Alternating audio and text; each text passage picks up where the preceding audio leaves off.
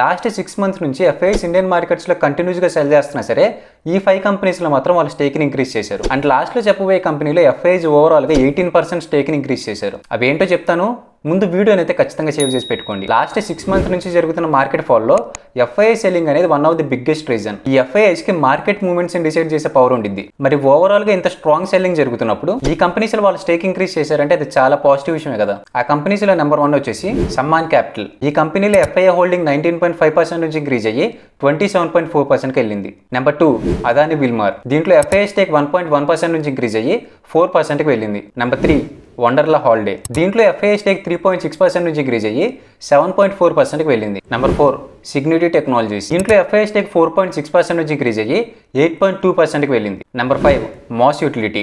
దీంట్లో FII stake 1% నుంచి increase అయ్యి 19%కి వెళ్ళింది. ఈ కంపెనీస్లో డిఐ స్టేక్ చూస్తే అది ఏదైనా ఇంక్రీజ్ అయింది లేదా స్టేబుల్గా ఉంది, కానీ ఏ కంపెనీలో కూడా డిక్రీజ్ అవ్వలేదు. అండ్ ఈ వీడియోని మీ ఫ్రెండ్స్తో కూడా షేర్ చేయండి.